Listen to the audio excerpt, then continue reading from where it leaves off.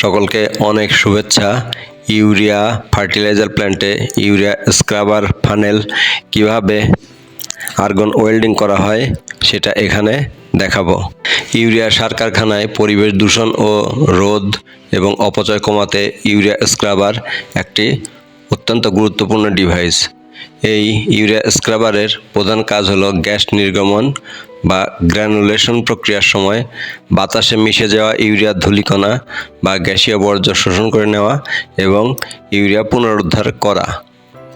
Urea scrubber সিস্টেমের বিভিন্ন যে কার্যপ্রণালী তার মধ্যে চিমনি থেকে নির্গত গ্যাস স্ক্রাবারের মধ্য দিয়ে যাওয়ার সময় পানি বা তরল দ্রবণ স্প্রে করা হয়, ফলে ইউরিয়া কণাগুলো যে কণা থাকে ধূলিকণা টাইপের সেগুলো দ্রবীভূত হয়ে আবার তরল ইউরিয়া সলিউশনে পরিণত হয়।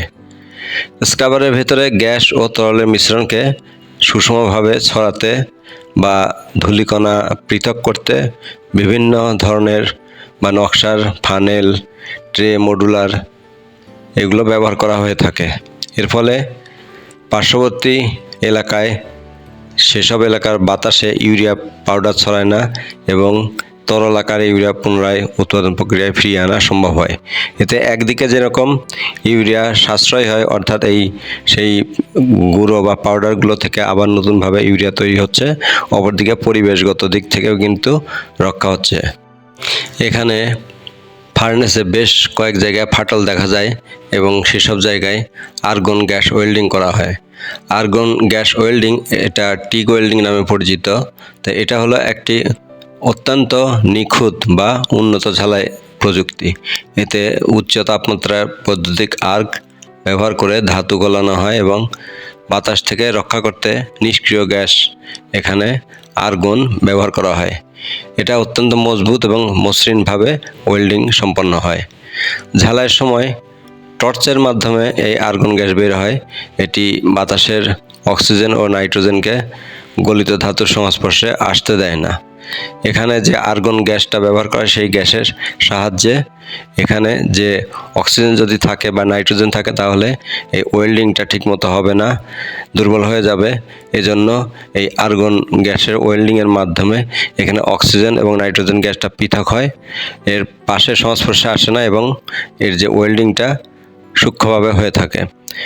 এতে ক্ষয়হীন বা খুব ধীরে ক্ষয় হওয়া টাংস্টেন ইলেকট্রোড ব্যবহার করা হয়, আর প্রয়োজন অনুযায়ী আলাদা ফিলার মেটাল, লোহার বা ধাতব তার এগুলো গলিয়ে জোড়া দেওয়া হয়। তবে কিছু কিছু ক্ষেত্রে এটি ছাড়াই কিন্তু জোড়া লাগানো সম্ভব হয়। এই আর্গন ওয়েল্ডিং হলো সাধারণ ওয়েল্ডিংয়ের মতো, এতে কোনো ময়লা বা ছিটে বের হয় না, তাই জোড়াটি দেখতে খুব সুন্দর হয়। আর অ্যালুমিনিয়াম, স্টেনলেস স্টিল, টাইটেনিয়ামের মতো এটা সংবেদনশীল পাতলা ধাতুর জন্য এটা ব্যবহার করা খুবই ভালো। সাধারণত জোড়ার তুলনায় এটি অত্যন্ত শক্তিশালী এবং নিখুঁত হয়। আর্গন গ্যাস নিজে বিষাক্ত বা দাহ্য নয়, তবে ওয়েল্ডিংয়ের সময় যে তীব্র আল্ট্রাভায়োলেট বা অতিবেগুনি রশ্মি আর ধোঁয়া তৈরি হয় তা চোখের এবং স্বাস্থ্যের জন্য ক্ষতিকর। তাই এই ধরনের ওয়েল্ডিং কাজ করার সময় সবসময় ওয়েল্ডিং মাস্ক, গ্লাভস এবং পর্যাপ্ত বাতাস চলাচল করে এমন জায়গা ব্যবহার করা হয়। আর্গন ওয়েল্ডিং করার সময় মেটাল বা পাইপটিকে গ্রাইন্ডার দিয়ে ভালোভাবে পরিষ্কার করে নিতে হয়, যাতে কোনো মরিচা বা তেল এ ধরনের কিছু না থাকে। আর সঠিক মাত্রায় গ্যাসের যে প্রবাহ থাকে এবং মেশিনের যে অ্যাম্পিয়ারটা সেটা সেট করে নিতে হয়। আর কাজের ধরন অনুযায়ী উপযুক্ত টাংস্টেন ইলেকট্রোড বা ফিলার মেটাল যেটা সেটা ব্যবহার করার প্রয়োজন হয়। ওয়েল্ডিং করার পরে ওয়েল্ডিং কালার টেস্টটা 3টা ধাপে করা হয়। প্রথমে ওয়েল্ডিং জয়েন্টটিকে ভালো করে পরিষ্কার করে ময়লা ও তেল এই টাইপের কিছু থাকলে সেটা দূর করা হয়।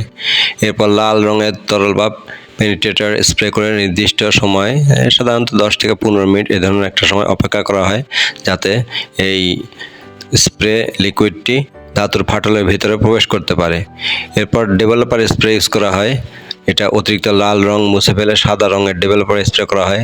ধাতুর ভিতরে যদি কোনো ফাটল বা ক্র্যাক থাকে তবে ভিতরের লাল রংটি টেনে বাইরে বেরিয়ে আসে এবং সাদা ব্যাকগ্রাউন্ডে লাল দাগ বা কালার হিসেবে ত্রুটিটি ধরা পড়ে।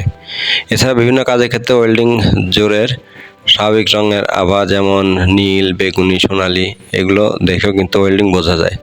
তো আমাদের এই যে কালার টেস্টের সময় এখানেও এই ধরনের কালার টেস্ট করা হয় এবং এরপর সাদা রঙের পরে যখন সাদা রঙটা দেওয়া হয় তখন এই ক্র্যাক যে জায়গা কিছু কিছু জায়গায় ছিল সেখানে কিন্তু লাল হয়েছিল। আমরা সেসব জায়গা মার্কিং করে আবার নতুনভাবে সেসব জায়গায় ওয়েল্ডিং করা হয়। এভাবে এই যে ফানেলটির ওয়েল্ডিং কার্যক্রমটা সম্পন্ন করা হয়।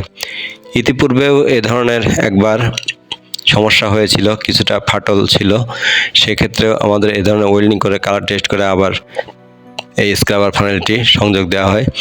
এবারে কয়েক বছর পরে আবার সমস্যা হওয়াতে এটি ডিসমেন্টেল করে এখানে ওয়েল্ডিং করে আবার পুনরায় এটা কাজ সম্পন্ন করা হয়।